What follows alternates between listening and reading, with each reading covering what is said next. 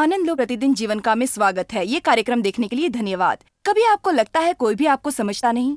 क्या जीवन में ऐसा समय आता है जब आप स्वयं को समझ नहीं पाते? आप ऐसी स्थिति में इस समय जा रहे होंगे, पर मैं बताती हूँ प्रभु आपको समझते हैं। इब्रानी 4 में बाइबल बताती है कि हमारा एक महायाजक है जो हमें समझता है। मेरे लिए ये शांतिपूर्ण बात है और मुझे लगता है आप भी शांति पाएंगे। आज का कार्यक्रम देखते समय स्मरण हो, आप अकेले नहीं, परमेश्वर आपसे प्रेम रखता है और आपकी सब परिस्थितियों को समझता है और उसकी शपथ है वो ना आपको छोड़ेगा और ना धोखा देगा। मुझे शोक अथवा अकेलेपन पर बात करनी है। प्रथम बात ये है, मुझे आपको थोड़े आंकड़े देने हैं। वर्ष 2005 में 41,32,000 बच्चों का जन्म हुआ, 24,15,000 लोगों की मृत्यु हुई। इसका अर्थ यह हुआ कि 24,15,000 लोगों ने अपने किसी प्रिय को गंवा दिया। ऐसे मुट्ठी भर लोग होंगे जिनका कोई न होगा, पर अधिकतर लोग किसी न किसी से संबंधित थे। जब हमारे परिवार में कोई नहीं रहता, हम किसी प्रिय को गंवा देते हैं, या वो जो हमारे लिए बहुमूल्य था। ये ऐसी नौकरी भी हो सकती है जो आप लंबे समय से करते हैं। ये वे कलीसिया भी हो सकती है जहां आप लंबे समय तक जाते थे, पर खटास पड़ने से निराशा हुई। शायद आपकी लगाई पूंजी को घाटा हुआ और आपने बुढ़ापे का सहारा खो दिया, या आपका मित्र न रहा। हम जीवन में कुछ न कुछ तो खोते रहते हैं। कभी कभी हम मान सम्मान गवा देते हैं। जब कभी जीवन में कुछ खो जाता है, हम अकेले पड़ जाते हैं। कभी कभी हमें लगता है कि कोई भी हमें नहीं समझ रहा। मेरे विचार में जो सबसे कठिन बात इस संसार में है वो ये कि जब आप चोट खाकर ऐसे सुखी लोगों के बीच में होते हैं जो कि आपकी सहायता और आपसे बात करने का गुण नहीं रखते। सच बोलूं तो कभी कभी मसीह लोग मूर्खता की बातें करते हैं। एक समय पर प्रभु की स्तुति हो ऐसा बोला जाता है और एक अलग समय पर प्रभु की स्तुति हो ऐसा नहीं बोला जाता।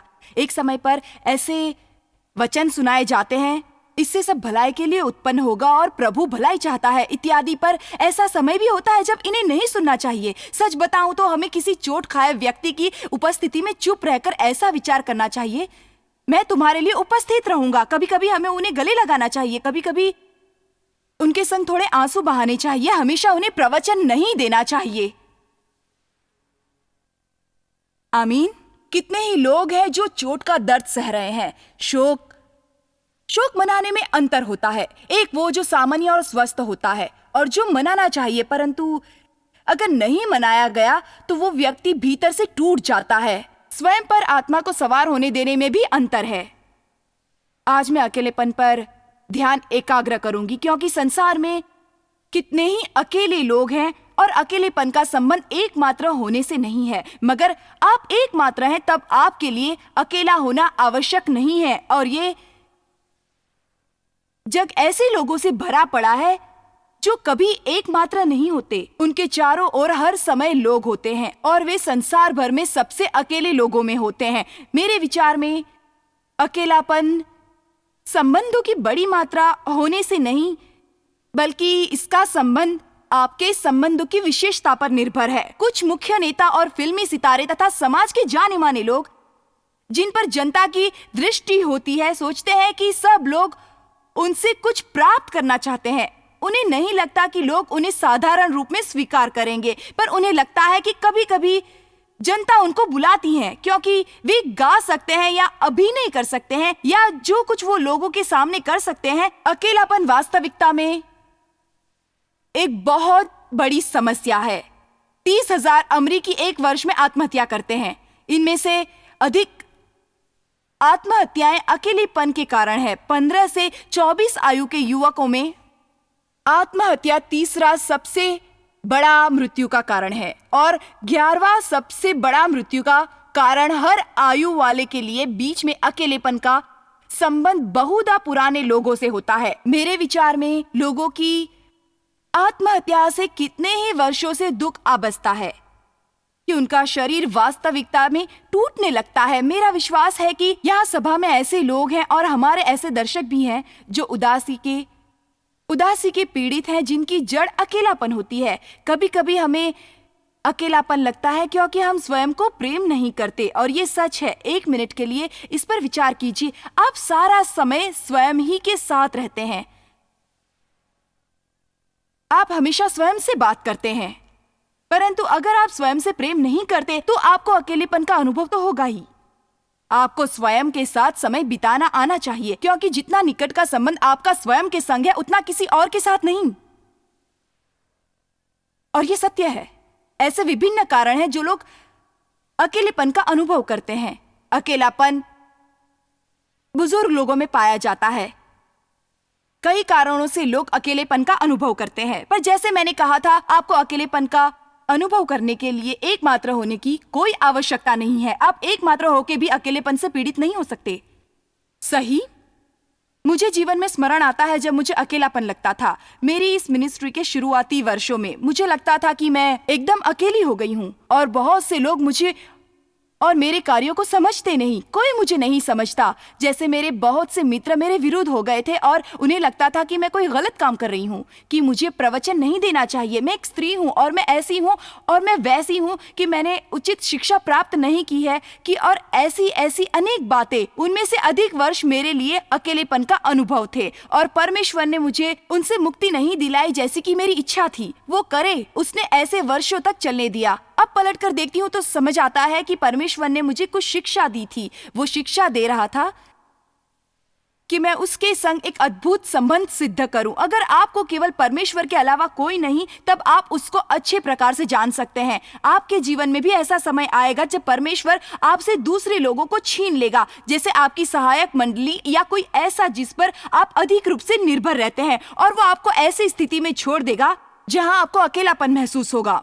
फिर प्रभु ने वास्तविकता से मुझ पर प्रकट किया, जिससे मैं कुछ समझने लगी। एक दिन मैं इस अकेलेपन का शोक बना रही थी। तब उसने कहा, जॉयस, पंछी झुंड में उड़ते हैं परंतु उकाब अकेले। अगर आप परमेश्वर के लिए वास्तविकता से कोई महान कार्य करेंगे, तब आपको अकेले समय बिताकर भी अकेलेपन का अनुभव नहीं होगा। मैं ऐसा नहीं कहती हमारे लिए सारा समय अकेले रहना चाहिए, पर कुछ अपने आप में रहने से भी व्याकुल हो जाते हैं। उन्हें सारा समय कुछ कार्य करना या गति में रहना और लोगों के बीच रहना अच्छा लगता है, पर यह स्वास्थ्य के लिए अच्छा नहीं। हम लोगों को विलाप और अकेलेपन पर वश पाने का गुण बताते हैं। विलाप और अकेलेपन के क्या कारण है? एक व्यक्ति लज्जालु या अधिक रूप से डरपोक होगा। इसी कारण वे आगे बढ़कर आसानी से मित्र नहीं बनाता। आप सारा समय पीछे बैठकर यह आशा नहीं रख सकते कि कोई आपके निकट आएगा। कभी कभी आपको वहां जाकर स्वयं ही मित्र बनाना पड़ता है। आपको शायद वहां जाकर स्वयं ही लोगों से परिचय करना होगा। आपको आगे जाकर मित्रता से सबसे मिलना जुलना होगा। कुछ लोग होते हैं जिनकी विचार गोष्ठी होती है, ये मेरे लिए नहीं है, मैं लज्जालु हूँ या मैं ऐसा व्यक्ति हूँ। तो जानते हैं क्या, किसी को भी सारे समय अपनी इच्छा अनुसार काम करने का अधिकार नहीं मिलता। कभी कभी आपको बाहर कदम निकालना पड़ता है, या फिर आपके लिए वे कैसा नमूना होगा जब आप पवित्र आत्मा की अगुवाई में चलते होंगे। मैं चाहूंगी कि आप कुछ स्मरण करें। आप तब तक नहीं चल सकते जब तक आप नाव से बाहर नहीं उतरेंगे। ये बातें मैं कई बार इस सप्ताह बताऊंगी, क्योंकि परमेश्वर सदा हमें अपने आराम के स्थान से निकलने के लिए कहता है। क्या आप सुन रहे हैं?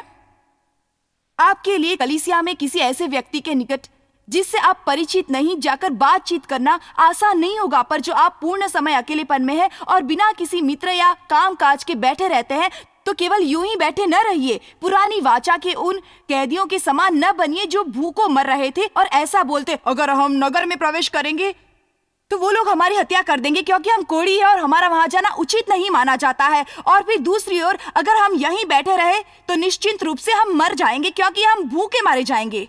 तो एक ने दूजे की ओर देखा और बोला, हम यहाँ मरने के लिए क्यों बैठे रहे? एक जोखिम उठाकर अंदर चलते हैं। तो वे अंदर गए और पता लगाया कि युद्ध हुआ था और सारे नगरवासियों की हत्या हो गई थी, और उनके खाने के लिए अधिकतम भोजन इत्यादि वहां भरा था। अगर वे भय के मारे बाहर बैठे बैठे किसी विचित्र घटना घटने की प्रतीक्षा ही करते रहते, तो पता नहीं उनके साथ क्या हो जाता। ऐसे व्यक्ति न बनिए जो सारी आयु इसी प्रतीक्षा में बिता दे कि उनके संग कुछ भला होने को है। अगर आपका कोई मित्र नहीं तो स्मरण करें कि ऐसे अधिक लोग हैं।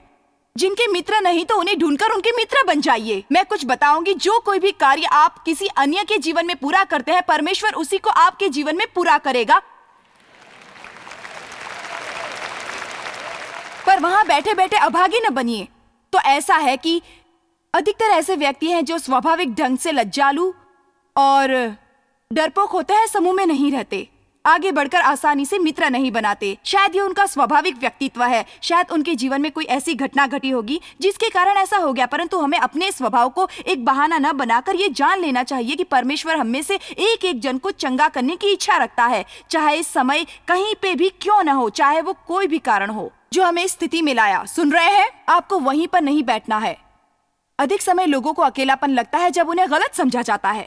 मैं गलतफहमी के शिकार के बारे में बताना चाहूंगी, क्योंकि मेरे विचार में यहाँ अधिक लोग इससे होकर जाते हैं और हमें नहीं पता कितनी बार हम इस विषय पर बात करते हुए सुनते हैं। मेरे जीवन के अधिक वर्षों में मुझे लगता है कि मुझे कोई समझता नहीं, मुझे लगता है कि मुझे गलत समझा जा रहा है। प्रथम बात यह है कि जिसके भी जीवन पर अगर वास्तविकता प्रभु का शक्ति भरा बुलावा है, वे थोड़ा अनुपम होगा और उसे थोड़ा सा गलत तो समझा जाएगा, क्योंकि आपकी जो रुचियां होगी वे शायद दूसरे लोगों की रुचि से हटकर होंगी। मैं जानती हूँ, जब परमेश्वर ने मुझे शुरू में सेवकाई में बुलाया तब उसने मुझे भीतर उसके वचन के अध्ययन करने और उसकी परिस्थिति में समय काटने की गहरी इच्छा जगाई। पर मेरे मित्र नहीं समझ पाए कि मैं उनके साथ समय क्यों नहीं काटती। उन लोगों ने वास्तविकता में मुझे कहा कि उन्हें लगता है कि मैं एक हठधर्मी बन रही हूँ और मैं धोखा खा रही हूँ और गलत दिशाओं में भटक रही हूँ। जब आप अपनी ओर से परमेश्वर के मार्ग पर पूरे बल से चलते हैं और वे करने की इच्छा रखते हैं जो परमेश्वर ने करने को कहा है, और हर बार जब आप पलट कर देखते हैं तो कोई न कोई आपकी समीक्षा या फिर अनुमान लगाता है और ये कठिन हो जाता है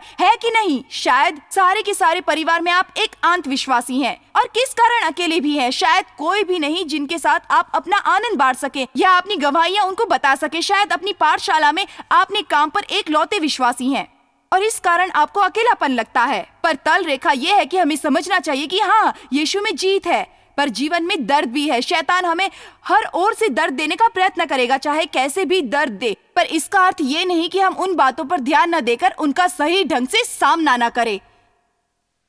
आप में से कितनों को लगता है कि आपको गलत समझा जा रहा है?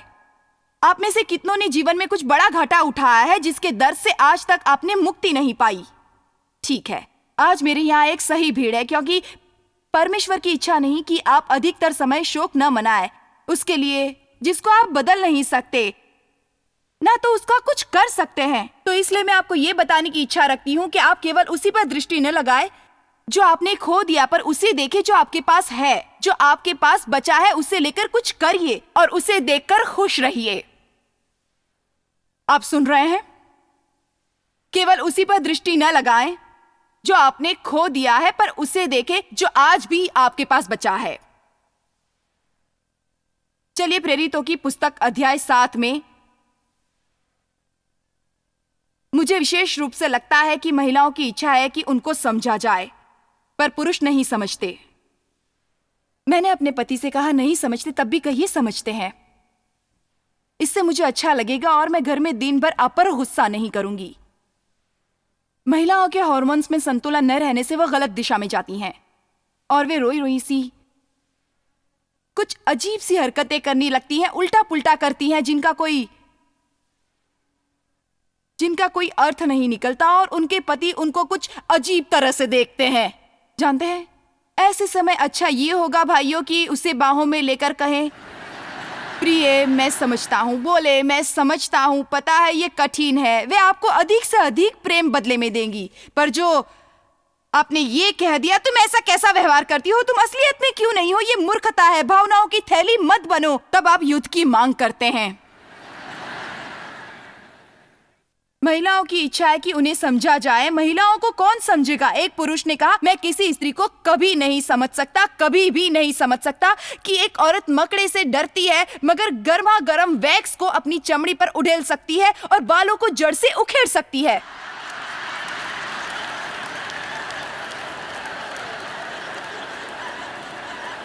हम ऐसा करती हैं क्यों जी? सुंदरता के लिए कुछ भी, गरम गरम वैक्स चमड़ी पर लगाकर बाल को जड़ से उखेड़ना, ओफ! और तब मकड़ा आ जाता है।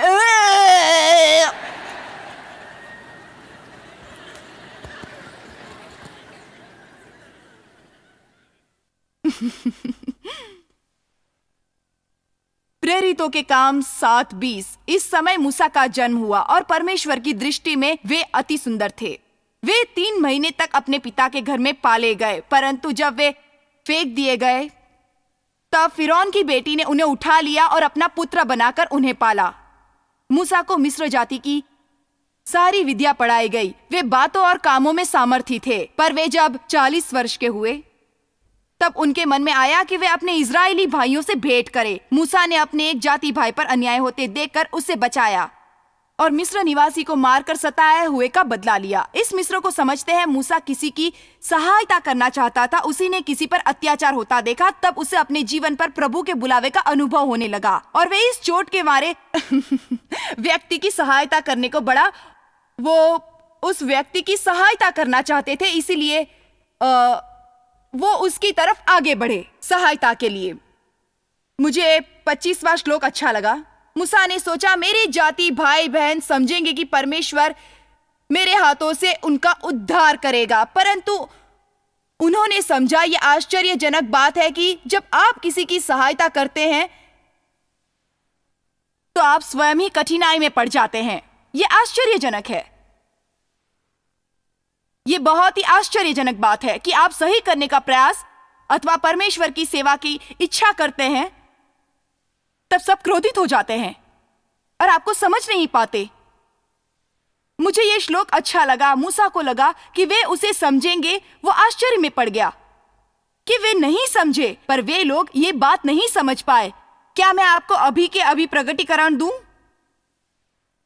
आप में से सब परमेश्वर के उस सामर्थ्य को जो आपके जीवन में है नहीं समझ पाएंगे, ना उस आशा को जो आपके मन में है। हर कोई आपके बुलावे को नहीं समझ पाएगा। हर कोई ये नहीं समझ पाएगा कि आप कलीसिया क्यों जाते हैं। हर कोई ये नहीं समझ पाएगा कि आप उनके संग वहां भटक कर कार्य क्यों नहीं करते जो पहले करते थे।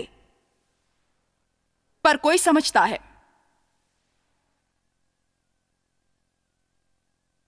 इब्रानी 4 हमें साथी चाहिए, पर हमें संभालना होगा कि उनकी आवश्यकता हमारे संतुलन से बाहर ना हो जाए।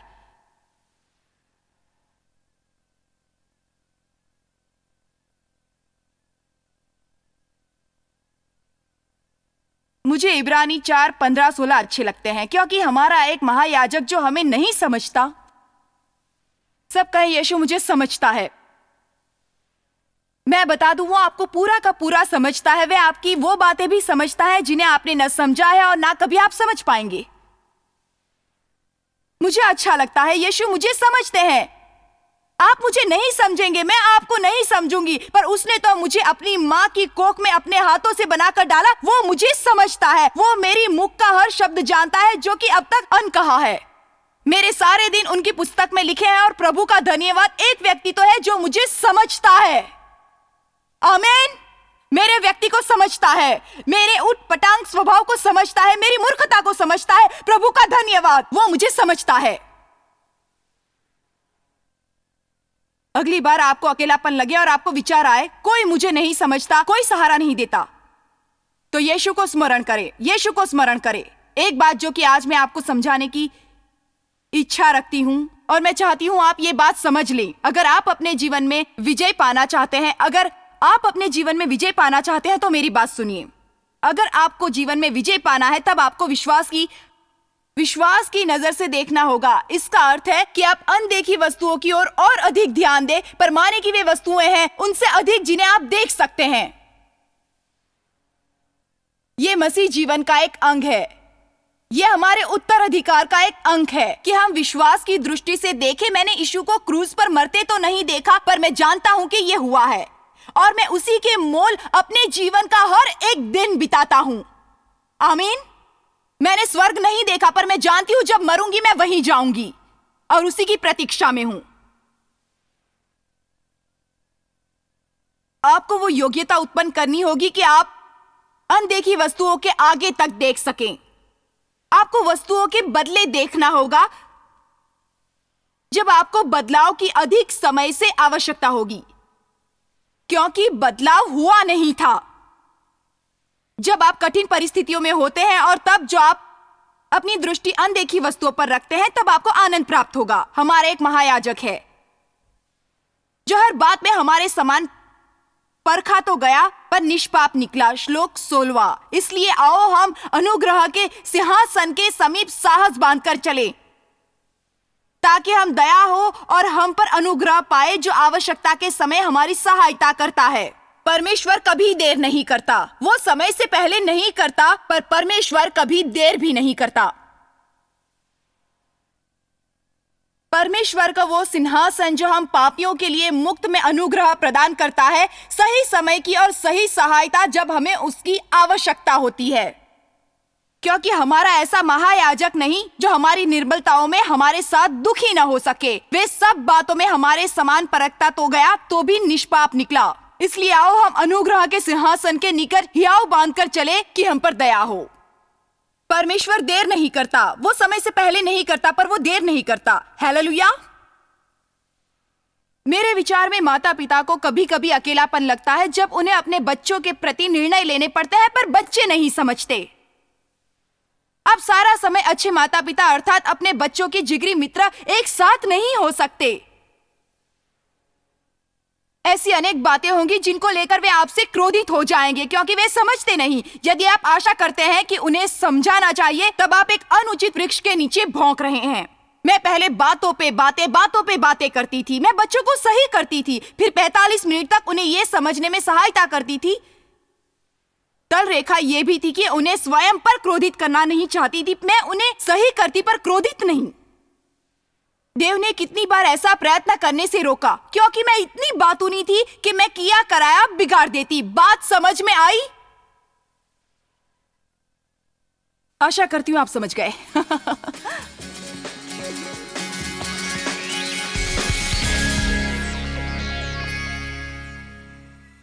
मेरी इच्छा है कि आप समझे कि परमेश्वर ने आपके जीवन के लिए एक योजना बनाई है।